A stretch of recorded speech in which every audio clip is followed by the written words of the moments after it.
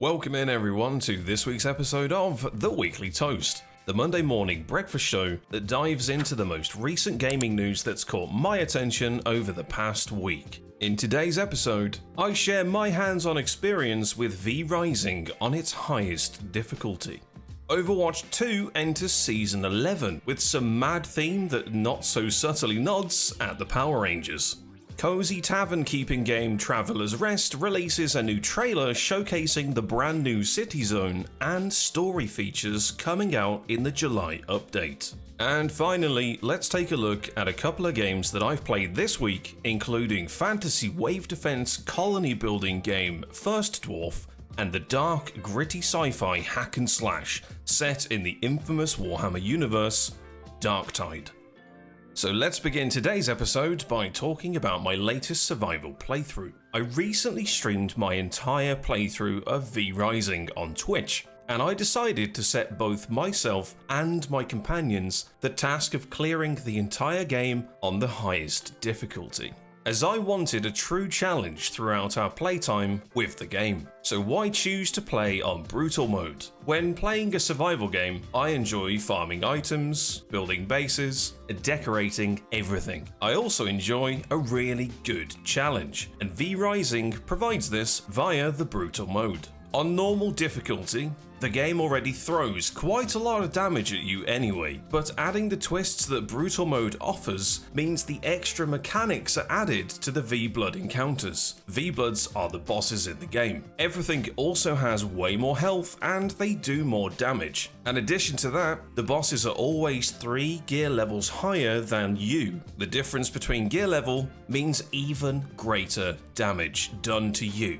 Playing on the higher difficulty makes for a brilliant change of pace, as it surprises players with these extra abilities that are suddenly used during boss encounters. It also means that unlocking gear and weapons is a must, because your power level will always be inferior to that of the bosses that you are trying to kill. It's a nice idea, to be honest, and I really relished the competition. Moving on, let's talk about the new game menu features. Stunlock Studios decided to rework how bosses are tracked in their game by enabling players to check which they have already killed and which to choose next simply by pressing a button. The Track V-Blood feature was previously tied to a blood altar that was a buildable workstation, and players would have to interact with this to select the V-Blood, click Track, and then see all of the items that the boss would give once it's been slain. This change is very welcomed, and it's a fantastic quality of life feature that they decided to add. Next, the game's progression. It's pretty much like every other survival game on the market. Find a resource, slap it together with another resource from the same region, make new shiny tool or weapon, and then slay a bunch of bosses that are in the area. The thing that sets V Rising apart from other survival titles, in my opinion, isn't how the resources are handled, but by the way in which the zones themselves pose a hazardous threat to the player whilst gathering them. Each zone is a uniquely distinct biome, with new creatures to encounter, new resources to gather, but they also pose an environmental threat of their own, ranging from lightning strikes to odorous garlic fields. You need to keep your wits about you when exploring these new horizons, as they could ultimately be the cause of your untimely death. Exploring the open world the game has to offer is truly breathtaking, and every corner hides treasures and loads of new discoveries. The one element of the game that I didn't really touch on with my playthrough is the PvP. I haven't played on a PvP server since V Rising went into 1.0. I opted to play my own private save file with my group, but I can imagine that the PvP is actually quite good and quite fun, as the spells and abilities have had a huge rework as to how they're obtained, how they're used, and how you can morph them in later stages of the game. The combat in V Rising is extremely MOBA-like, and it works splendidly well for the PvE. PvP could also be a great experience too. V Rising is a unique survival experience played both solo and co-op, and it's highly worth checking out for yourself whenever you can. Now, it's time to move on and discuss this season's features in Overwatch 2. Season 11 has landed, and with it comes a brand new battle pass which is themed around what can only be described as Overwatch's answers to the Power Rangers. It's fun, it's vibrant, and it's loud. This season's mythic skin is for Ash, and it looks very Moira-like in my opinion. I'm kind of confused about this and the aesthetics, however, it does look pretty cool. For those of you that have been away from the Overwatch 2 scene, you can now earn paid currency through the free battle pass. You won't be able to unlock the entire pass in one go, however, 2 to 3 seasons worth of points building up means that you can afford passes in the future. This is a nice change for the free-to-play player, someone who doesn't want to spend any money on the game, or maybe you don't have the cash that month to actually buy the battle pass. It's a welcome change. This season's shop also comes with some new additions, including a mythic weapon for Reinhardt that looks pretty badass, and the return of Pink Mercy. All purchases of the Mercy skin go directly towards supporting a great cause, and that is for Breast Cancer Research Foundation. There's also a brand new pink bundle that includes an all-new rose gold hero skin for Mercy. That comes with some cool sound effects for the healing staff, for resurrecting your fallen allies, and for shooting the pistol. The bundle also comes with 3 sprays, a handful of name cards, and some player icons. There'll be a link to the bundle in the video description, so go click on it, raise some money for a great cause. In other shop news, the mythic Orisa skin from a few seasons previously has also been added to the shop, which is now purchasable with your mythic tokens.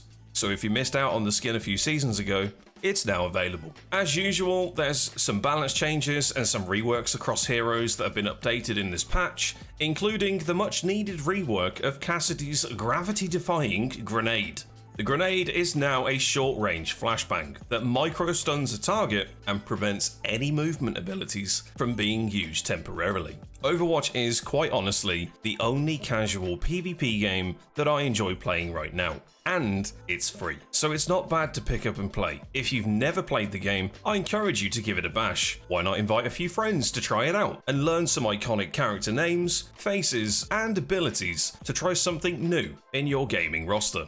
And now it's time for some pixel farming action. Let's take a look at Traveler's Rest. Traveler's Rest is a beautifully made tavern simulation game that includes farming, fishing, brewing, and crafting. I played the game a few months ago with the fishing update when it released, and I was immediately hooked. No pun intended! All of the game systems and the gameplay loop are great. Gather some resources, build a workstation, refine those materials to then build bigger and better kegs, barrels, and other crafting benches to then begin the addictive cycle of making your own flavoured beers, wines, and juices. Traveler's Rest provides gamers with the opportunity to relax and enjoy a game every time you load. Explore somewhere new, build a barn or a chicken coop, refine some materials, perhaps hire some bar staff to wait on tables, serve some food and drinks to the guests that are staying at your tavern overnight, or even slap some magical brooms around the bar and watch them majestically clean everything for you. The soothing experience is unlike any other game that I've played in recent times. The game even includes local co-op, so you can invite a friend or a loved one to chill and play the game together. Graphically, Traveler's Rest hits the pixel niche perfectly. With the silky smooth animations and the creatively fun ways for NPCs and animals to roam the open world, it always makes me feel cozy when playing. With the new update Cities and Stories releasing this July, this will bring a main narrative to the game, and it will add an entirely new region to explore as we finally get to embrace the city life and discover some new areas and recipes to unlock. Little is truly known about what the content will entail, but I will be sure to cover the game when it releases, so keep an eye out for Traveler's Rest update videos releasing here on YouTube, and if you'd like to join me in my experiences with the update, come watch on Twitch. Join my Discord, I'll be posting when I'm playing the game in the near future. And now let's take a look at a couple of games that I've streamed this week, starting off with a cool new indie title, First Dwarf. First Dwarf throws you into the action as a dwarf with a pet dragon. Your first tasks when loading into the game are to repair your giant mech suit and then begin tidying up the parts of your crashed airship and use those pieces to begin building a hub for you and your future settlers to live in. You can control 3 characters in this game, the first being the Dwarf. With it, you can build and repair. The second character is the mech suit. This is the main part of the game, which allows you to build, repair, fight monsters, farm resources, run large distances, and change the parts of the suit as you discover upgrades for it. And the third and final character in this game is the dragon. That's right, you can fly, you can soar through the skies while breathing fire from above. The dragon allows you to clear debris, fly to areas that your mech suit cannot reach, and also acts as a point of interest navigator, flagging up POIs for you to go to and find loot or quest items. The game is currently in a very early access state of release, and I did experience a few performance hiccups whilst playing. However, the gameplay kept me interested enough to overlook these initial issues, and I was captivated. I always wanted to get that next upgrade for my mech suit, or to add a new building to my growing village. The game is visually pleasing, amazing to play, and is a great concept. I really hope that over time it becomes the game that it deserves to be, and that is an engaging colony builder with meaty tower defense at its heart. The roadmap's available, go check it out in the video description. This game is one to watch for sure, so add it to your wishlist today. And finally, I got my hands on a copy of none other than Warhammer 40,000 Darktide, courtesy of Dwarf and Fatshark. Where do I begin with Darktide? The game simply oozes brilliance. From the moment I was dropped into my first mission, I was hooked. And even before that, the cutscenes are so gripping that I felt that I was part of a Warhammer movie. There is a player hub in the game that is simply awesome. The way that the game introduces players to elements of the hub is awesome. And the feeling of progression and satisfaction of ranking up your character is, you guessed it, awesome. Fatshark have really nailed how to keep gamers interested in Darktide by combining easy access gameplay with in-depth, intricate character building. So let's talk characters. I've played around 10 hours of the game already, experienced each of the 4 available classes, and they all really do play differently. From range specialists to melee brawlers,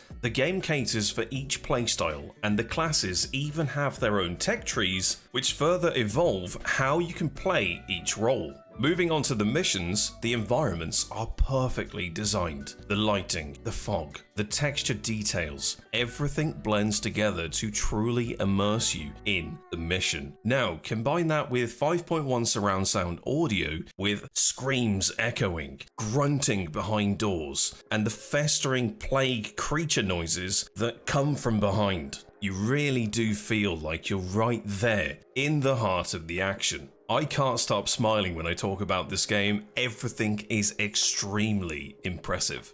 I'm going to be checking out Darktide on Twitch this week, so if you want to drop in and have a look at the game whilst I'm giving my thoughts on the different classes and weapons that I use, then I'd love to see you in chat. Darktide is a game that needs to be added to your gaming library. And it's even better if you co-op with a few buddies to experience the Warhammer 40,000 world in all of its glory. You can use my affiliate link in the video description to wishlist or buy the game today. And I want to say a massive thank you to the team at Dwarf for providing me with a key to play it.